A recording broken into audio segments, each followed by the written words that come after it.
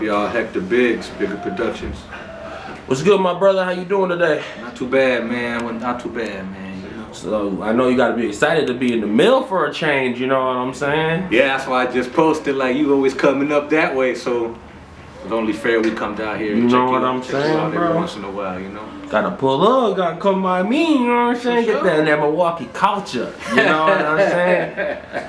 But shit, bro. Let's get started from you, bro. How does Hector Biggz life start as a child? Man, I grew up in Chicago, you know.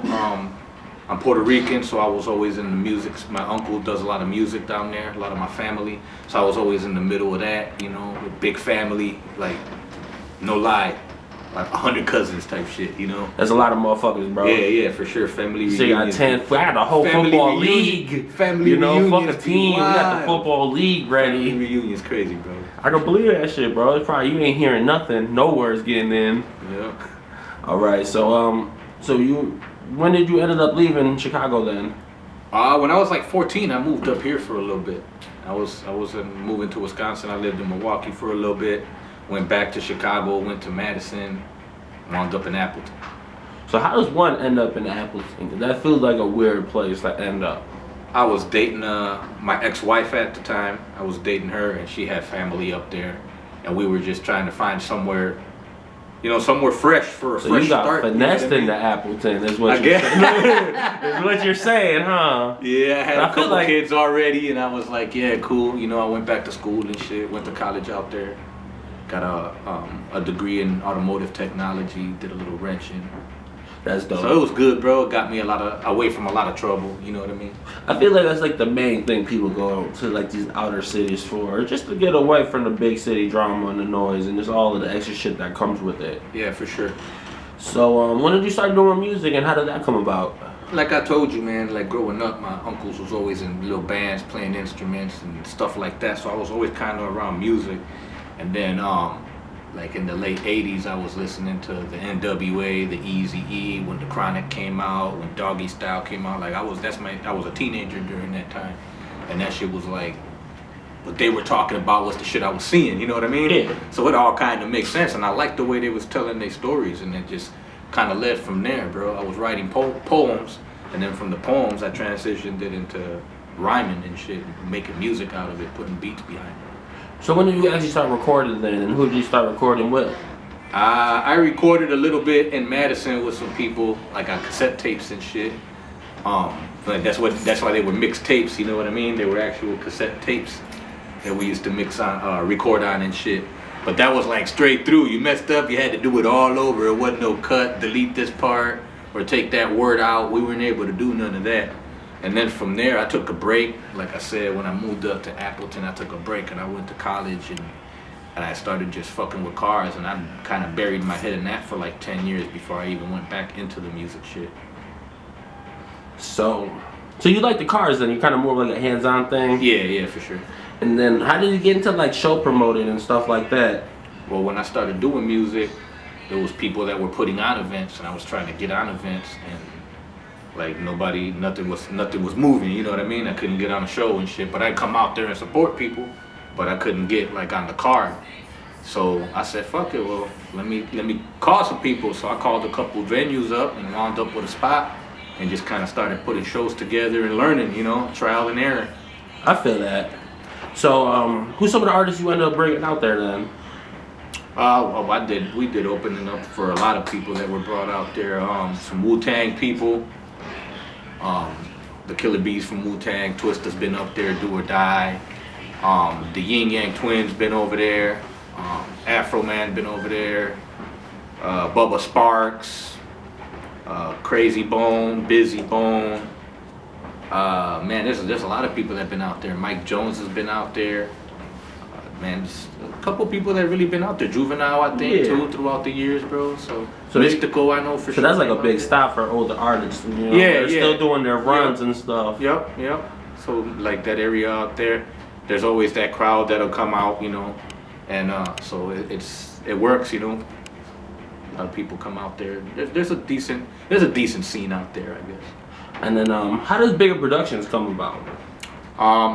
Well, so like I said, I was working on cars for a long time, and had got away from the music, and then one day my cousin showed up with a friend of his, and they had a little laptop with a microphone that they'd plug into. They had beats and programs, and they were doing little stuff. So I started messing around with them and got back into writing, and before you know it, we were buying equipment and meeting other people and getting beats, and formed a company and started doing recordings, started doing events, and here we are. So did you feel like that, like more like a music group or a label kind of thing, or how did you exactly run it? Well, at first it was more like a music label, but it got more into production, you know what I mean? Because, you know, some of the artists were making beats, other people were engineering, you know, everybody had little talents that they brought together that kind of formed all that. You know, some people were good at being the face and talking to people, so they'd go talk to the business owners, you know. That's kind of what I use Mike for. Like, Mike, go over there, you know. Yeah. I'll let these people see what, you know, what we can work out and what kind of agreement we can reach. And then you got people that do designs, people that do photography, people that, you know, everybody has their trade, you know, their little niche, and kind of brought that all together and benefited from it, you know. It helped out a lot of people, actually. So how many people did you have at once? Like, what was the most you had on the label? Probably 7 or 8 people. And then how many people you currently are pushing right now? Myself, my son XX5, and Dev Dimension. Okay. So yeah, so you feel like it worked better having more artists, or you feel it works better having a small roster? I think it works better having people that are really in the actual work. You know what I mean? So you feel like there's sometimes a problem people carrying their own weight? Sometimes it'd be like that, man. I mean, I guess when you have a lot of people together, though, sometimes the standard is not met for some of them, and it can easily be. And characters clash, you know what I mean? Personalities, things like that, man. And not everybody's perfect. We all make mistakes, and sometimes there's disagreements, and people part ways. You know, sometimes they still get along, sometimes they don't. It's just the way life works, really. So do you feel like any artist should have got bigger through your label that didn't?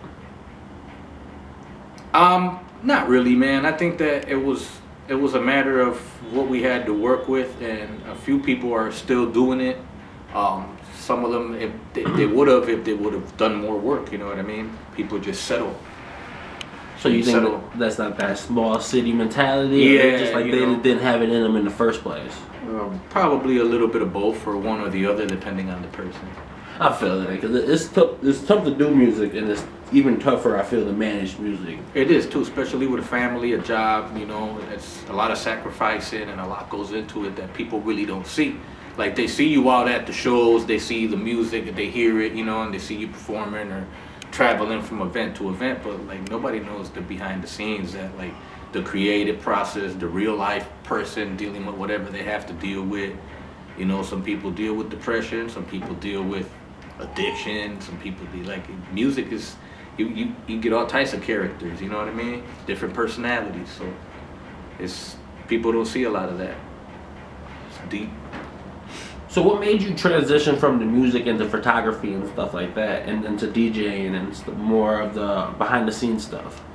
I got tired of the late nights at events and running around on stage and all that stuff, and I'm getting older now, so I figured that's more for the younger guys. Let them, you know what I'm saying? I don't need to be up there taking up space when they can have more time to do what they got to do and get more exposure.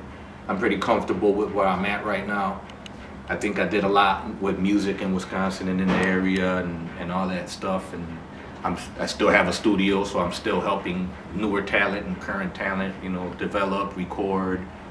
We do designs for a lot of new talent and promoters, like event flyers and such. So we still kind of are in the game, but we're on a different side of it. So how have you took what you learned with past artists and use it for your son's music? Well, yeah, I learned what works and what didn't work.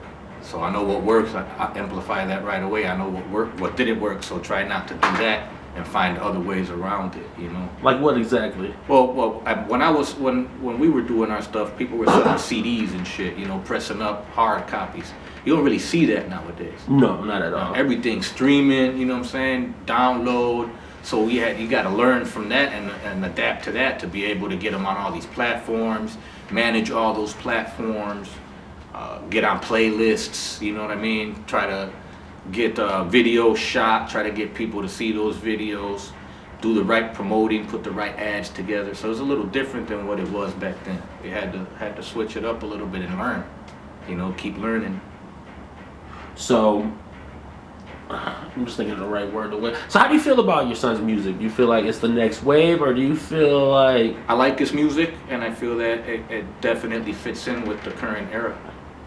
So, what advice would you have for a new artist currently, like in his situation? Like, where's the best way to get started with music?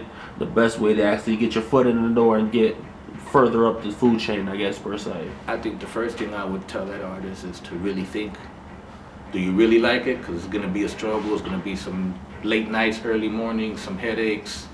You know, some people are made for it and some people are not, bro. It gets crazy doing that.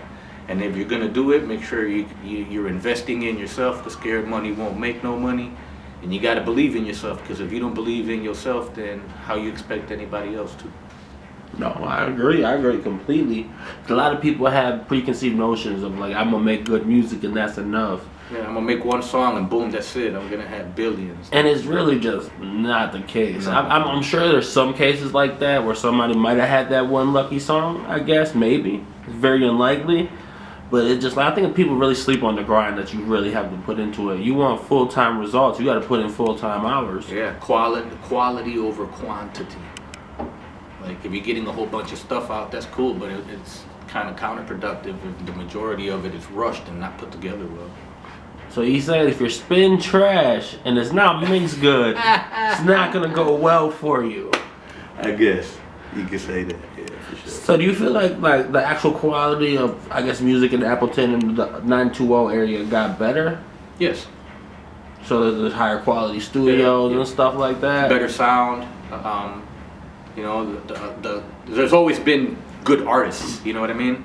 I just think that it's a little more, you know, the people are putting a little more into it. They're actually looking at the business end of a lot of it, you know, and that's what people got to do. You got to look at the business end, because you're going to spend a lot of money in it. You want to be able to make some money back. You know? It's not going to be a pit where you're just throwing money. You spend money, you got to make money, but you got to make sure you know what you're doing, you know, and if you don't, learn. There's always somebody out there, marketing teams, advertising teams, people that do bios. Just a crazy amount of resources. Yeah, like what we're doing right now. People that do little interviews and podcasts that'll get put on YouTube and people can hear your music or, okay, that's so-and-so, let me look him up, you know? See, I feel people don't understand that majority of people aren't going to be Drake. You know, that's safe to assume. That don't mean you can't make a real living off of music, even locally. You know? You could. And I just don't think people can comprehend that you can make, you know, $50,000, $60,000 a year, just still doing shows, having your merch right, having your streaming right, and your paperwork right, and make a real living. You know, you're still gonna be making more than a motherfucker working a 9 to 5 down the street. Yeah, get your music registered. When you perform, register that performance so you get performance royalties. Be out there with your merch table, sell those shirts, those hats, those stickers, those pens, you know what I mean, a lighter, whatever it is, you know, sell that stuff and put your brand out there, you know what I mean? You're basically selling the brand. All right, and then you recently just opened up your studio. Yes, I did, yep. So what was that process like? Because I just opened my photo studio and that shit was a headache. Yeah, it was a headache, man, for real. Getting everything, deciding all the equipment that you need to do, getting your order in, waiting for Amazon or wherever it is you order from. Amazon be fucking up. So then, FedEx you know, be fucking up too, all of them. Spending days there setting it all up, you know. You gotta be, okay, this is how I'm gonna want this is where I'm gonna need that. So you gotta figure out your layout and how you're gonna set stuff up and trial and error. This looks better here, that works better there. It's like moving, bro, like, you know. You gotta organize it and set it all up, see what's gonna be comfortable for the customers, and make sure you have all the right things in order that you'll need there. Cleaning it, you know, cleaning supplies, because you still gotta clean it. Facts. Stuff like that, so. All right, and last but not least, where can we find your music and how can we book you for photo shoots and studio sessions? So you could basically just Google Hector Biggz or Bigger Productions, but we're everywhere too, like Spotify, iTunes, Tidal, Amazon, all that stuff. YouTube for sure. Our website, biggerproductions.com, and Instagram, Twitter, Snapchat. I think I might make a TikTok. Everybody's on TikTok. I think I'm late to the game. I might make a Bigger Production TikTok for studio sessions and little stuff like that, just to put some more content out there. Man, that'd be dope, bro. You gotta be the wave out here and you gotta stay up with these young kids and reach them, you know what I'm saying? For shizy. But shit, man, I appreciate you coming through, family. No problem, bro. Anytime. You know what's up. Love, bro.